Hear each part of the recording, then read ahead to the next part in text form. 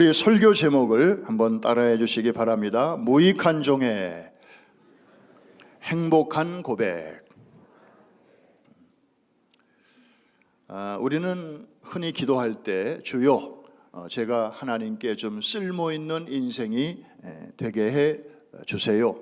또 우리의 자녀들이 유익한 인생이 되게 해 주세요. 그렇게 많이 기도해 왔습니다. 그런데 오늘 예수님께서는 느닷없이 우리 자신을 무익한 종이라고 고백하라고 가르쳐 주십니다.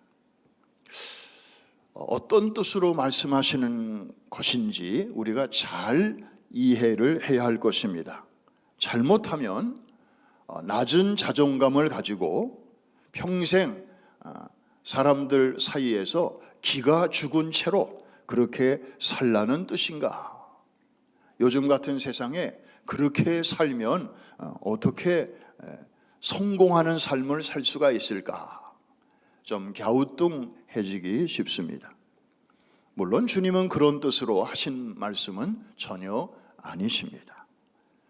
이 말씀을 잘 이해하려면 여기 무익한 종이다 할 때에 이 단어의 뜻이 무엇인가를 우리가 정확하게 알아야 할 것입니다.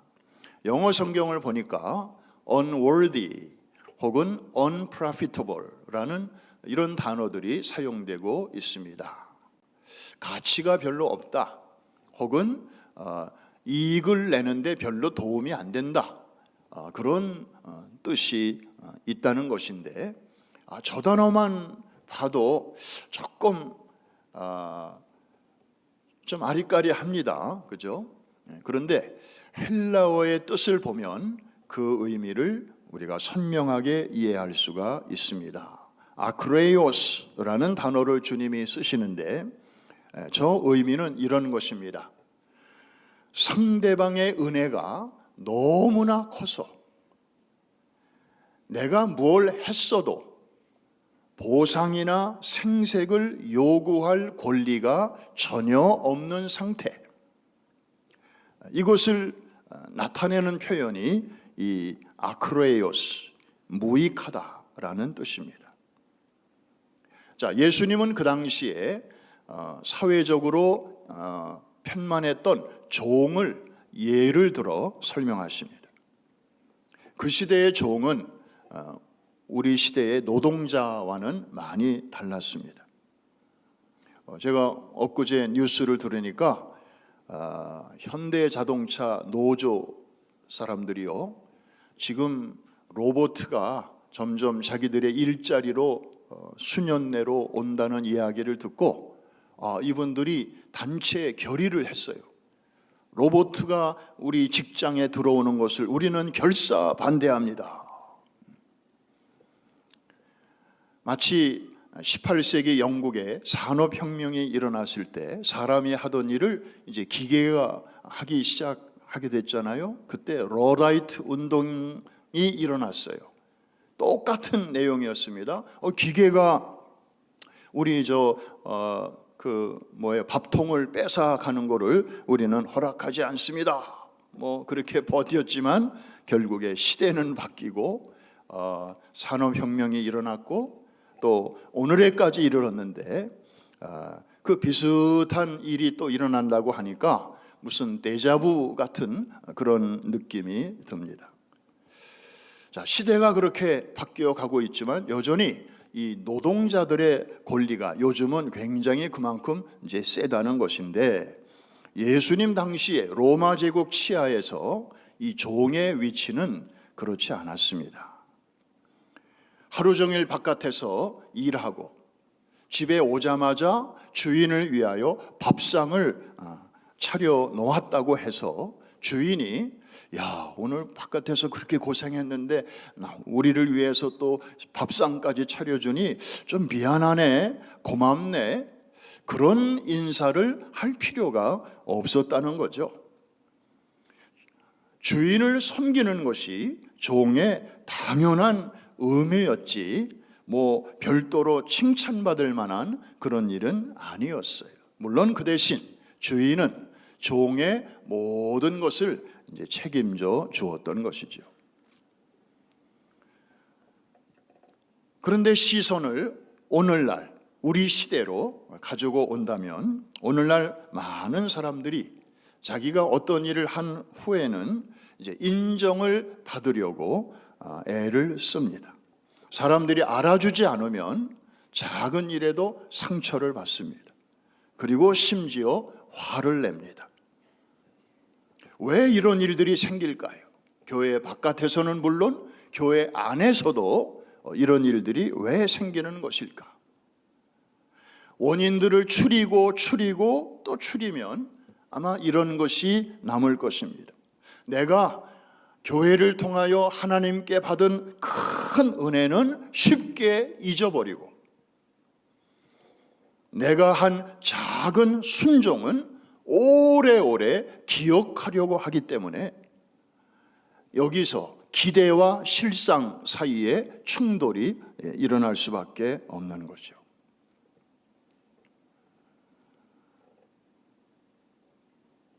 예수님이 우리더러 무익한 종이라고 가르쳐 주신 그 깊은 뜻이 무엇일까를 우리가 분명히 이해해야 됩니다. 그러려면은 이 무익한 종이라고 하는 텍스트 이것만 봐가지고는 잘 안 되고 이것을 둘러싼 소위 컨텍스트 문맥을 함께 보아야 합니다. 자, 예수님이 이 말씀하시기 직전에 무슨 대화가 있었는가 하면 제자들이 우리에게 믿음을 더하소서라고 요청을 했습니다. 그때 예수님께서 이렇게 대답하십니다. 그 유명한 겨자씨만한 믿음 이야기를 하시는 거예요. 너희에게 겨자씨만한 믿음만 있어도 뽕나무가 뿌리째 뽑혀서 바다에 옮겨질 것이다. 이런 언급을 하셨고 그 말씀이 끝난 직후에 이 비유를 무익한 종의 비유를 하신 것입니다. 무슨 뜻입니까? 예수님의 의도가 혹시 보이십니까? 여러분, 나무 한 그루가 산에서 뽑혀가지고 바다로 옮겨지는 거 대단한 일 아닙니까? 큰일 아닙니까? 그런데 그 일보다 더 중요한 것은 그 일을 행한 후에 내가 했지, 나니까 했지, 내 믿음이니까 그런 일이 일어났지 그렇게 자신을 드러내는 게 아니라 오히려 그 일을 행한 후에 이 모든 일은 하나님이 하신 거야, 나는 그냥 도구로 쓰임 받았을 뿐이야 하면서 자신을 낮추는 이 겸손이야말로 큰 일보다도 더 중요하다. 할렐루야. 이거를 우리에게 이제 가르치시려고 하셨던 것입니다. 요즘 표현으로 말한다면 doing도 굉장하지만 그거보다 더 중요한 것은 being이다. 그 사람이 어떤 일을 행했느냐 그것도 중요하지만 그런 일을 행한 사람이 어떤 신앙과 어떤 성품을 가진 사람이냐 그게 더 중요하다는 것이죠. 이해가 되시면 아멘 하십시다. 네. 자, 여기까지가 성경 이야기예요. 좀 딱딱하기도 하고 그냥 여러분들이 평소에 잘 아시는 그런 내용인데 문제는 이제 실천이죠. 우리가 이대로 사느냐 못 사느냐가 항상 문제인데 우리 주변을 돌아보면 또 역사를 보면 정말 훌륭하게 주님의 말씀대로 잘 실천한 분들을 우리는 만납니다. 그 중에 한 분을 소개합니다. 영국의 윌리엄 캐리라고 하는 아주 유명한 선교사님입니다. 이분은 별명이 있습니다. 18세기 근대 선교의 아버지라는 아주 멋진 별명을 갖고 있습니다. 이분은 주로 인도에서 오래 사역을 했습니다. 주로 어떤 사역을 하셨는가 하면 성경을 번역을 하셨는데 한 나라 언어가 아니고 인도는 땅덩어리가 넓다 보니까 지역마다 방언이 수십 가지가 있었습니다. 그래서 같은 나라에 살면서도 서로 다른 문자와 방언을 쓰다 보니까 그들에게 그들만의 성경이 필요했다는 거죠. 이 윌리엄 캐리는 자그만치 34개의 인디아 방언으로 성경 번역을 했던 것이죠. 여러분, 신구약 성경을 한 나라 언어로 번역하는 것도 쉽지 않은데 어떻게 보면 평생 걸리는 일인데 이것을 34개의 방언으로 이렇게 번역을 하였다니. 그리고 그분의 사역지가 세람호레라고 하는 지역이었는데 거기에 젊은이들을 위해서 대학을 세웠고요. 그리고 인디아는 예나 지금이나 아이들을 굉장히 많이 낳지 않습니까? 그래서 어린이들을 위한 학교를 수십 개나 세웠습니다. 이분의 좌우명이 있습니다. 저도 그 좌우명이 너무 마음에 와닿아서 신학교 다닐 때부터 제가 마음에 이렇게 새겨두고 있습니다만은 이분의 좌우명은 이런 것입니다. 하나님으로부터 위대한 일을 기대하자. 그리고 하나님을 위해 위대한 일을 시도하자.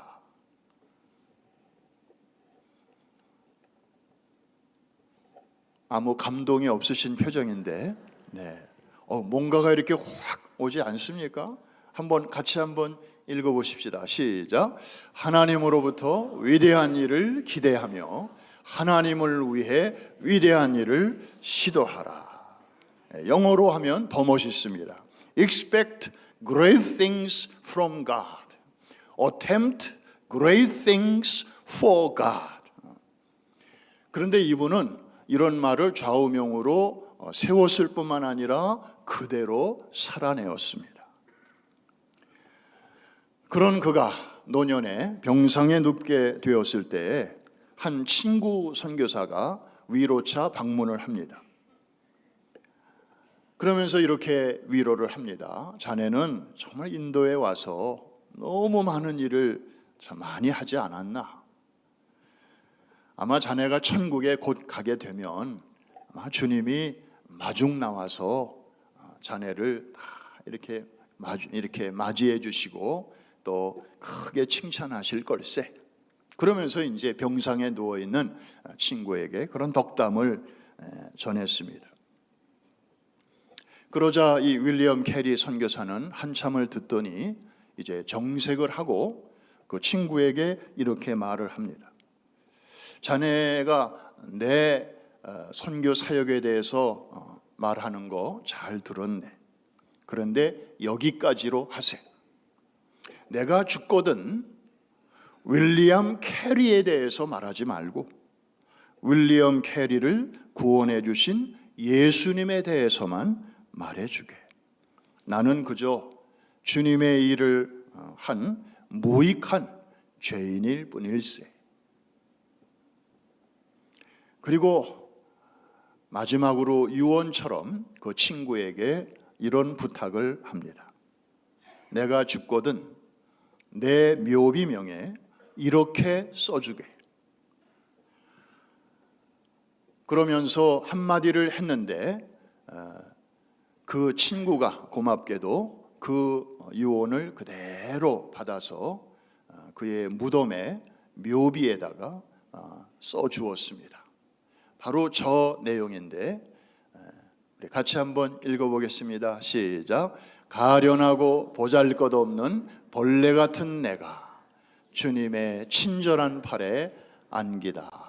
그 당시 아이작 와츠가 쓴 찬송가에 주의 팔에 주님의 팔에 주님의 팔에 안기세, 주의 친절한 팔에 안기세라는 찬송가에 있는 한 대목을 따와서 저런 유언을 부탁을 했습니다. 그의 무덤을 지금도 인도에 있는 세람포레 도시에 있는 무덤을 가보면 이제 저렇게 초라한 모습으로 있습니다. 그 한평생 인도에서 위대한 선교사로 헌신했던 그분의 묘지라고 보기에는 어울리지 않는 그런 평범한 무덤입니다마는 저 위에 쓰여진 저 맨 밑에 O wretched, poor and helpless worm, on thy kind arms I fall.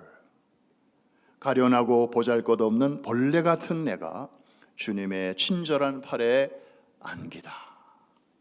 그의 위대한 사역과 대조적으로 저 한마디의 겸손한 고백이 저 무덤을 방문하는 사람들에게 더 놀라운 엄청난 감동을 지금도 주고 있습니다.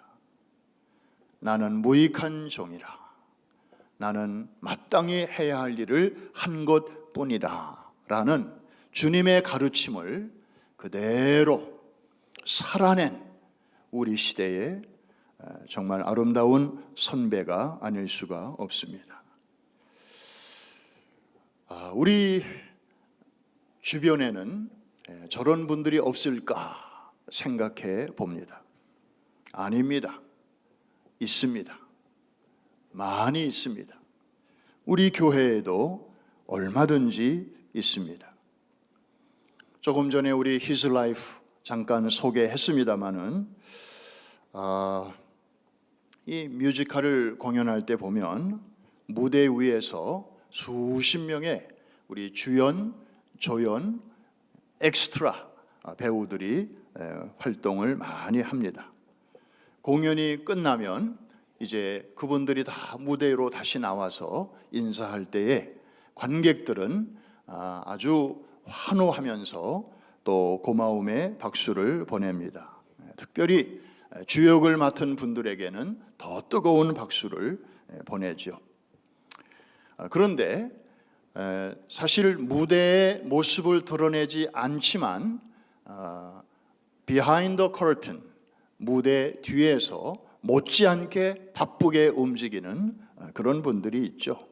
우리 무대 감독을 포함해서 음향, 영상, 조명, 분장, 또 소품, 그리고 백스테이지 크루들. 금년 12월에야 여기 LED가 있으니까 컴퓨터로 버튼 하나만 딱 누르면 이제 그 무대 그 배경이 확 수초 만에 1초 만에 바뀌겠지만 지금까지 지난 20년 동안은 소위 백드랍이라고 해서 한 넉 장, 5장 정도의 커다란 이 병풍처럼 생긴 그거를 들고 다녀야만 했습니다. 그래서 1막이 끝나고 2막이 되기 전에 백스테이지 크루들은 정신없이 바쁩니다. 이쪽 끝에서 저쪽 끝까지 이전 거를 걷어내고 새 곳을 또 이렇게 쳐야 되는데 지난번에 멕시코 시티에서 이 히스 라이프를 할 때는요 이게 똑같이 내려와야 되는데 이쪽은 내려오는데 이쪽은 중간에 걸려가지고 백드랍이 이렇게 되었던 적이 있었습니다. 그래도 하나님이 은혜를 주시더라고요. 할렐루야. 근데 우리는 너무 미안하고 참 그랬던 적이 있습니다만은 그만큼 이 무대 뒤에서 수고하는 손들이 참 바쁩니다. 이분들은 이제 뮤지컬이 끝나면요 무대 위에서는 배우들이 나가서 인사하고 또 박수 받고 그런 시간에도 이분들은 묵묵히 다음 공연을 위해서 또 짐을 정리합니다. 무익한 종이요 우리는 마땅히 할 일을 해야 할 일을 했던 것뿐입니다 하는 그런 아름다운 모습을 보면서 이런 분들을 가리키는 좋은 표현이 하나 있죠. unsung heroes. 아무도 저들의 이름을 언급하지 않지만 그러나 이 뮤지컬이 가능하기 위해서는 없어서는 아니 되는 아주 감추어진 영웅들, 그런 분들의 수고가 합쳐졌기 때문에 하나님께서는 지금까지 놀라운 그런 역사를 이루어 오셨습니다. 하나만 더 할까요? 에클레시아 수련회를 빠뜨릴 수가 없습니다. 이 수련회의 특징 중에 하나는 한 50명 되는 참가자들보다 이분들을 섬기며 돕는 섬기미들의 숫자가 언제나 더 많다는 것입니다. 몸은 고단하고 발에서는 불이 납니다. 그러나 이 섬기미들은 그 참가자들이 한 분 한 분이 시간이 지나면서 은혜를 받고 얼굴이 달라지고 그리고 정말 이분들의 신앙이 이렇게 기지개를 켜는, 그리고 마지막 날에 정말 하나님이 주신 은혜를 놀랍고 담대하게 간증하는 그런 모습을 볼 때에 그 모든 피곤이 한순간에 사라지는 것을 경험합니다. 그렇게 행복해할 수가 없어요. 자기들도 다 직장에 휴가를 내고 가게 문을 닫고 그리고 섬기러 오면서도 참가비를 자기들도 다 내고 와요. 어떤 분들은 타주에서 비행기를 타고 그렇게 오는데 섬기면서 너무 기쁜 거예요. 나는 무익한 종이라. 하나님이 지난날 내게 먼저 주신 은혜에 비하면 내가 지금 섬기는 것은 이거는 almost nothing, 아무것도 아닙니다. 바로 예수님의 가르침을 실천하는 그런 사람들이죠. 하나만 더 하겠습니다. 지난주까지는 성전에 크리스마스 장식이 있었는데 이제 지금 오늘부터는 보이질 않네요. 지난 주간에 이 얼굴 없는 천사들이 또 정리를 잘 하셨습니다. 이분들 덕분에 매년 12월과 1월 이 2달 동안에 교회당 안팎이 아주 윈터 원더랜드가 됩니다. 드나드는 아이들에게는 unforgettable church memory, 잊을 수 없는 어릴 적 교회당에서의 추억거리가 되고, 또 우리 어른들에게는 정말 어두운 세상의 빛으로 찾아오신 그 예수님을 기억하게 하는 리마인더가 됩니다. 어김없이 때가 되면 이 팀들이 나와가지고 이 데코레이션을 하는데요. 교회당이 뭐 얼마나 넓습니까? 다른 교회들은 그냥 뭐 한두 시간 하면 끝나겠지만 여기는 아주 작업이 큽니다.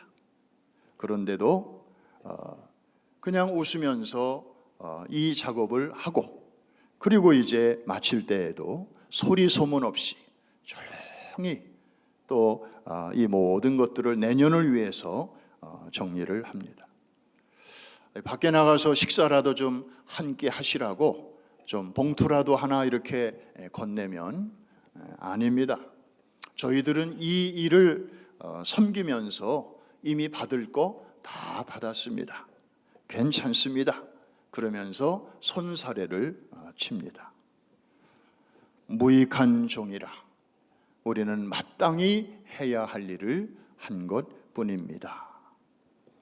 그 말씀이 성경 바깥으로 뛰쳐나와서 성도들의 삶 속에서 일하는 모습을 보게 됩니다.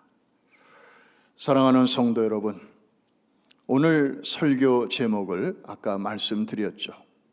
무익한 종의 입에서 나오는 고백인데 아주 절망스러운 고백, 탄식하는 고백, 어쩔 수 없는 푸념의 고백이 아니고 오히려 행복한 고백이 터져나오는 것은 이거는 신앙의 신비가 아닐 수가 없습니다.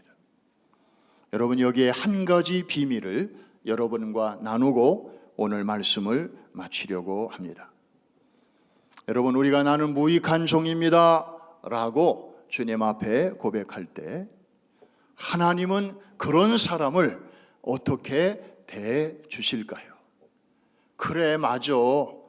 너는 아무짝에도 쓸모없고 있으나마나한 사람이고 그거 이제 알았어? 너 원래부터 그래. 하나님이 그렇게 우리를 결코 대하시지 않습니다.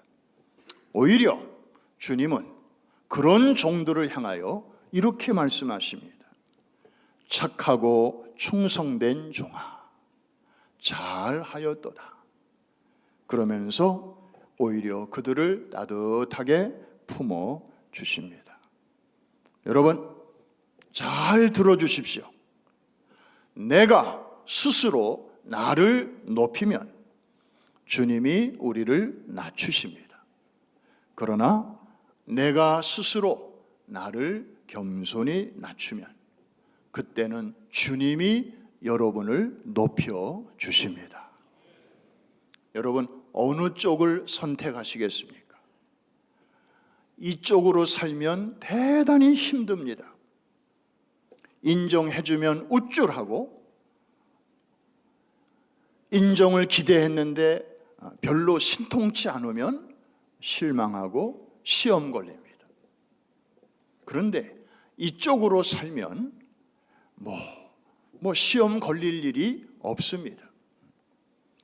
나를 완전히 낮추니까 누구하고 부딪힐 일도 없고, 누가 와서 시비 걸릴 일도 없고, 그리고 내가 무슨 기대를 가지고 혹은 무슨 인정을 바라지 않았기 때문에 그런 게 안 오더라도 전혀 어색하지 않습니다. 여러분, 바깥 세상에서는요, 나를 낮추면 루저가 됩니다. 실패자로 낙인이 찍힙니다. 사회적으로 인정받지 못합니다. 저 사람은 못 배워서 저렇지, 저 사람은 가진 게 없어서 저렇지 하고 무시를 당합니다. 그러나 하나님의 나라에서는 그렇지 않습니다.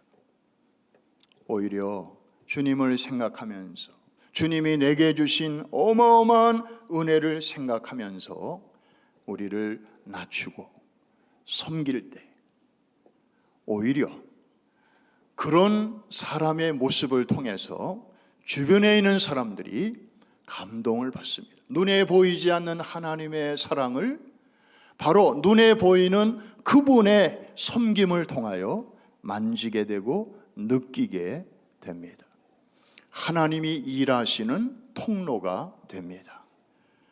결론적으로 주님을 위하여 자신을 낮추게 될 때에 그 사람의 삶, 그 섬김의 삶은 능력의 통로가 됩니다. 할렐루야. 이게 바로 신앙생활의 묘미고, 그리고 아름다운 기쁨과 행복의 비결입니다. 우리 교회는 감사하게도 일찍이 이 비밀을 깨달은 교회 중에 하나입니다. 이 바이러스가 교회 구석구석에 많이 번져 있습니다. 할렐루야. 그러나 아직도 we still have a long way to go. 아직도 이 비밀을 깨닫지 못하는 그런 분들이 우리 주변에 많이 있습니다. 젊은 세대로 내려갈수록 이것이 필요합니다. 다음 세대들에게도, 비록 나이는 어리지만 이들에게도 이것을 가르쳐야 됩니다. 이것을 경험시켜야 됩니다. 그래야 AI가 이제는 지배하고 휴먼 로봇가 사람이 하는 일을 대신하는 그런 엄청난 세상의 변화의 물결 속에서도 로봇들이 흉내내지 못하는 것이 바로 이런 점입니다. 이런 고차원적인 세계는 이 정보와 데이터로 움직이는 얘네들은 꿈에서조차도 흉내도 못 낼 일들입니다. 인간의 존엄성을 유지할 수 있는 정말 하나님의 형상을 우리가 끝까지 잘 간직하면서, 우리가 AI와 경쟁할 이유는 없잖아요. 사람이 말과 경쟁하면 말을 이길 수가 없죠. 그러나 말을 타고 가면 그 말의 속도를 즐길 수 있듯이 우리가 이 섬김의 삶을 잘